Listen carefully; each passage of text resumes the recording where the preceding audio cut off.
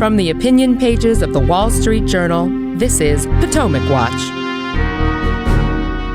Welcome back. I'm Paul Gigot with the Wall Street Journal opinion pages, and I'm here with Kim Strassel and Kyle Peterson. Kyle, step back a bit and take a look at the political impact of the search and what it has meant for Donald Trump, both within the GOP and potentially as a presidential candidate again. I mean, I don't know what your inbox is like, but mine is filled with Donald Trump fundraising appeals. They go to the spam filter like all political fundraising appeals do on both parties. But they're there when I look at my spam filter, and he's raising money like mad about this in the wake of this. And the media assessment seems to be that this has solidified his position in the Republican Party, made it more likely that he, A, will run and B, will get the presidential nomination. What do you think? Well, we're still a long way from that, but it does seem to have reinvigorated his short-term political prospects here because people are upset about the raid. People want to know what could possibly have justified that kind of action against a former president. But it is also, I think, a little bit of a moving target because I think the conversation on last Monday, when the raid happened, was a little bit different than the conversation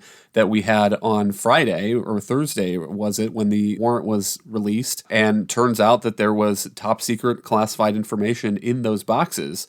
So the conversation is a bit evolving, and it probably will again as soon as we get the affidavit, if we do get the affidavit, and people will be parsing that. But it also seems to me like a bit of a Rorschach test that people who are Trump fans are outraged by this and are enlivened by it, and people who are a bit worn out by the Trump scandals and were ready to move on after 2020 are being reminded again of the special Trump touch he has to kind of make everything on every subject blow up. All right, let's talk as well about, broaden this a bit, just talk about the multiple legal challenges that Donald Trump faces. All kinds of fronts. We have the federal probe into the documents we've been talking about, plus there's the criminal probe, grand jury, according to media reports, looking into January 6th and those events. We don't know to what extent the president is subject or target of that probe, but he's clearly such a probe exists. There's the Georgia investigation into Republicans who attempt to obstruct the election results of 2020. Rudy Giuliani has already been identified as a target of that investigation, according to his lawyers. Then there's the civil suit in New York by the state attorney general, in which Donald Trump recently gave a deposition in which he took the Fifth Amendment, his right not to incriminate himself. And this week, we came to the fore with another one, the criminal charges in state court that the Trump organization faces in a trial in October. Alan Weisselberg, the former CFO, chief financial officer of the Trump organization, pleaded guilty on Thursday to 15 felony counts related to compensation he didn't pay taxes on for benefits like use of a car and other taxable perks. He has agreed to testify at the trial of the Trump organization on some charges in October. Kim, what's the importance of this plea bargain and these guilty pleas and its consequences for Donald Trump? Yeah, let me just add one more, though, to your very long list there. There's also a probe in Westchester County into Donald Trump's financial dealings with one of his golf companies. So the list goes on. The Manhattan DA case, in some ways, yes, they got their man in getting Weisselberg to plead guilty.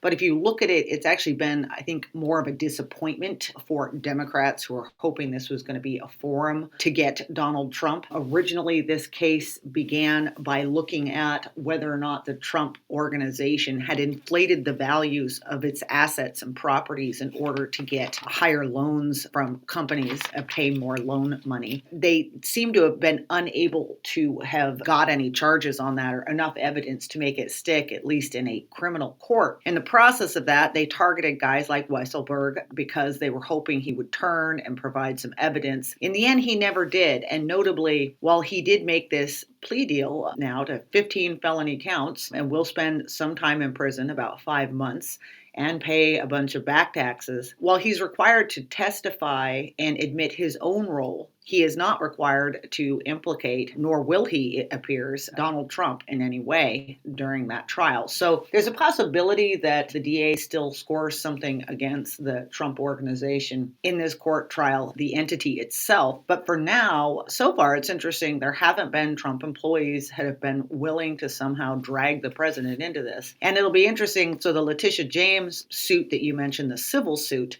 going on by the state attorney general, this is a counterpart to that wider probe. Again, also looking at inflated property values. And again, it's a much easier bar for her to go after him on that. That's probably still hanging out there. But this one, I don't know. I don't know if it's necessarily going to be a problem for Trump himself. Kyle, we've never seen anything like this kind of broad legal assault against a former president, or for that matter, against any politician that I can recall. This many cases, this many fronts. You put it all together, and if you're a Trump supporter, you say, wow, what's going on here?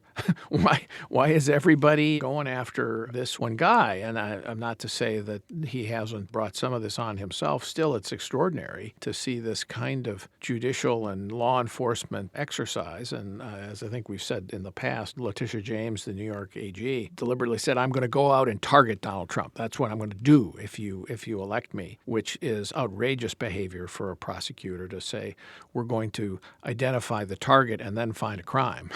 Usually it's, we think there's a crime, so then you charge somebody who committed the crime, or you investigate somebody who may have committed the crime. In her case, it's, he's the target, let's go see what we can find out. I worry that this has the sense of undermining public trust in the rule of law. What do you think? I worry about that as well. And I think that's certainly, this is helping Trump's political case here. But that's one reason that I am skeptical of some of these ancillary things about untaxed perks and so forth, is that if that's the kind of charge they're going to bring against President Trump, I think a lot of people will conclude that they, 5 different prosecutors went through every drawer they could find, and this is what they could come up with. And I think that's one of the reasons that, I get the argument that nobody's above the law, and that's true. But you also, if you're going to indict a president like this, you really better have the goods.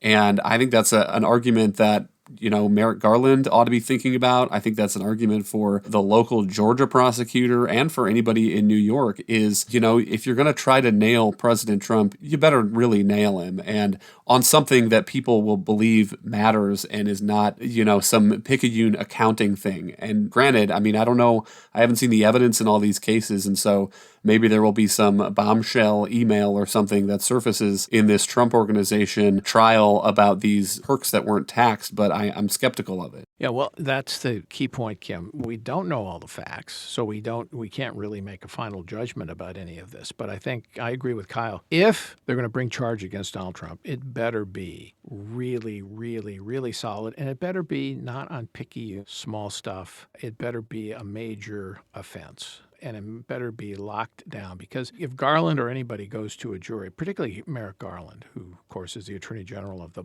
Biden administration, whose president defeated Donald Trump and may be challenged by him again, you really have to you have to have evidence and charges that persuade most of the country, not just 12 jurors in a jury box in the District of Columbia. Because if that's all you do, and if it's a relatively minor charge, like mishandling documents or even something that looks to be stretched, a statute that looks to be stretched to apply to Trump, you're going to have a major political eruption. And I don't know where that goes. Last word, Kim. Yeah, well, right. And look at this Weisselberg plea as your example. Again, this all started out that they were going to nail Donald Trump with this sweeping investigation into his loans and his asset values, and in homing in on this one employee to try to pressure him to turn, they ended up drumming up these charges against him. Now, maybe they're merited, but, even that is sort of cause for skepticism, because the clear goal here was to pressure him into providing evidence against Donald Trump. So